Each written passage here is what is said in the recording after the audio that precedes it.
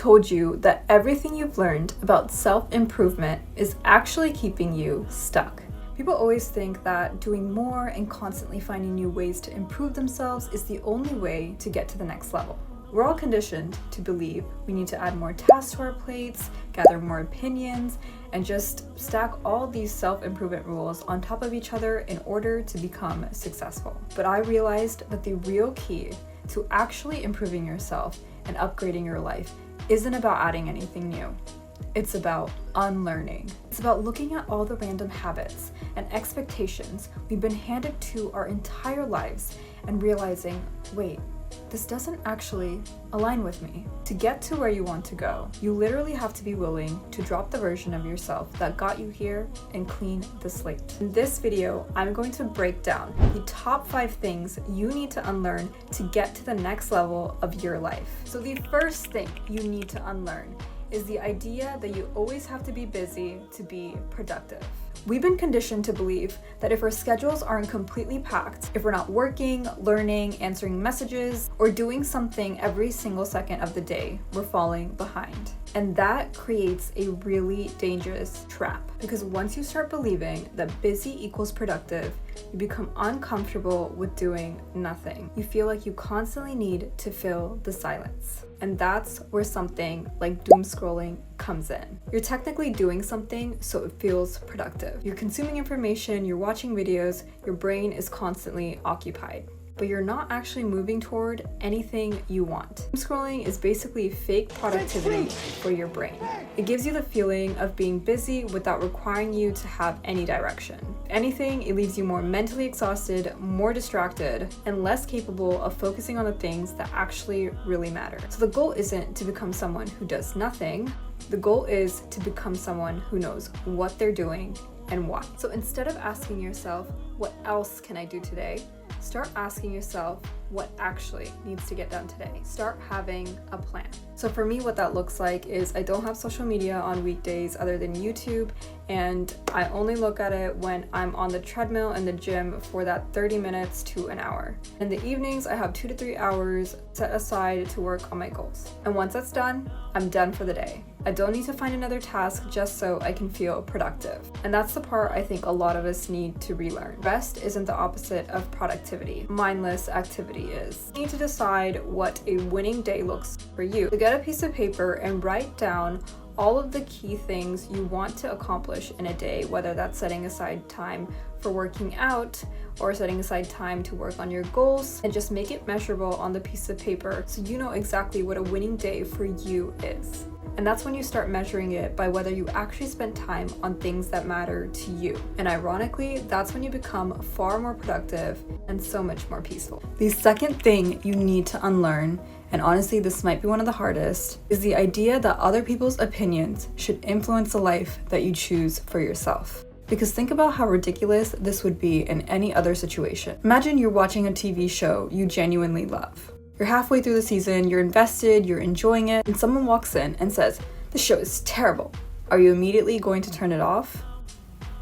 Probably not. You'd probably just think, okay, you don't like it, I do. And then you'd keep watching. But somehow, when it comes to our actual lives, we forget how to do this. Someone doesn't like the way we dress, so we change it. Someone thinks our career is unrealistic, so suddenly we start questioning it. Someone makes a comment about us posting online. We're scared to post again. Someone thinks we're trying too hard, and suddenly we make ourselves smaller. And the crazy part is, we would never let someone else choose our TV show for us, but we let them choose our life for us. So here's the mindset shift. An opinion is not an instruction. Just because someone has an opinion about you or for you doesn't mean you have to do anything with it. You can listen to it, you can consider it, you can even decide they're right, but you don't automatically have to obey it. A lot of people assume that not caring what people think means becoming completely indifferent to everyone around you, but it doesn't. What it really means is learning how to separate information from authority. Someone can say, "I don't think this is a good idea."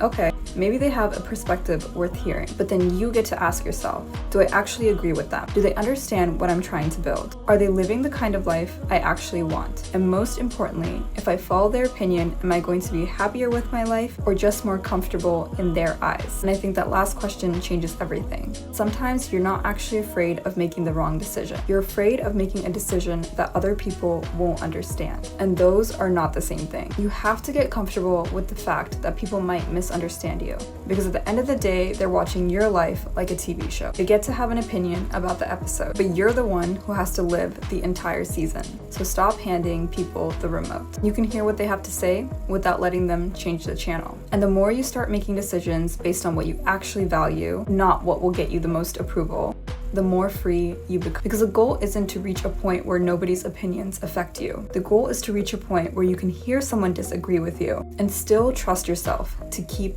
going. The third thing you need to unlearn is the need to prove yourself. Because sometimes, without even realizing it, self-improvement turns into a performance. You start working out, and then suddenly you feel like you need to look different as quick as possible. You start a new career or business, and you feel like you need to show everyone that it's working. You start changing your life, and you feel like you need people to see that you're changing. But here's the thing. You don't have to announce your progress for it to count. You can work on something quietly, you can improve without documenting every step, and you can build something without telling everyone about it. Because if you're constantly trying to prove that you're successful, disciplined, productive, or becoming someone, you'll never feel like you've done enough. There'll always be another person to impress, another milestone to hit, and another point to prove. So ask yourself honestly, am I actually doing this because I want it, or because I want someone else to see that I can do it? Because when you stop trying to prove yourself and finally start doing the things simply because they matter to you,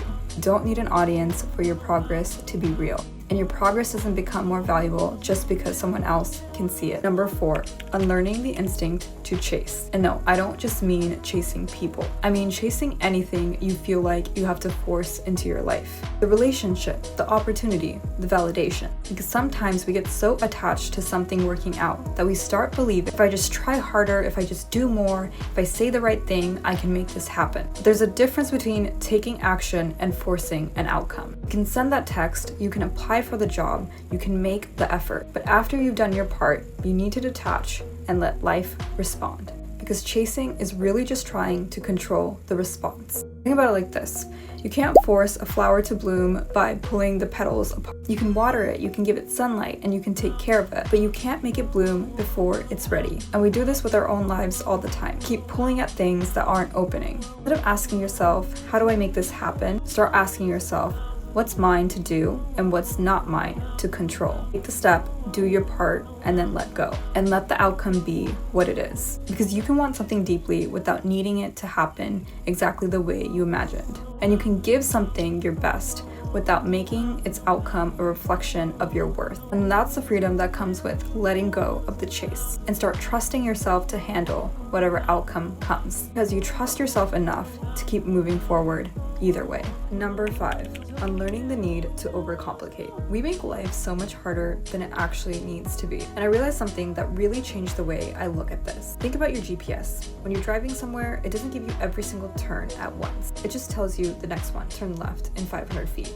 And you don't sit there thinking, but what happens after that? What if I take the wrong road? What if there's traffic? What if I change my mind halfway there? You just take the turn, and if you miss it, it recalculates. And that's how we're supposed to live. But instead, we want the entire route right in front of us before we're willing to even take the first step. We overthink decisions, we obsess over the perfect plan, we try to predict every possible outcome.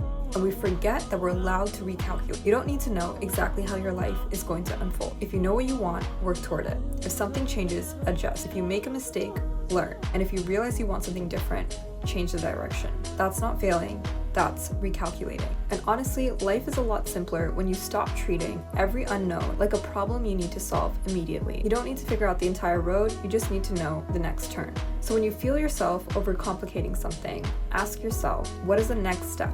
Not the next 10 steps, just the next one. Because you don't need the whole map to trust yourself to keep moving. Now, shedding all these old habits and unlearning these things is definitely a process. And it can feel a little uncomfortable at first when you start clearing out the noise. Because how do you actually clean the slate for good?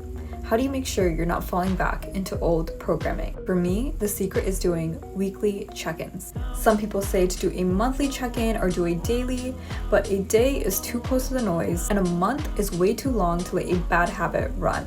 But 7 days is exactly enough time to notice if you've been chasing, if you've been overcomplicating, or if you've been letting other people's opinion dictate your mood. So every single week, sit down by yourself for just 10 minutes and look at your past 7 days and ask yourself these 5 simple questions. Number 1, did I break my own rules because I felt guilty for not feeling busy? Number 2, where did I let someone else's opinions dictate my mood or choices? Number 3, where did I feel the need to prove myself instead of simply trusting my own path? Number 4, where did I find myself chasing and becoming too attached to a specific outcome? And number 5, where did I overcomplicate things instead of keeping it simple? By asking yourself these 5 questions, you catch the pattern at the end of the week and clean the slate for the next 7 days. This is how you actually build momentum that's here to stay. So I'd love to hear one rule or expectation you feel like you need to unlearn during your check-in this week. Let me know in the comments below. Love you guys for hanging out with me, and don't forget to like, subscribe, and I will see you guys in the next video.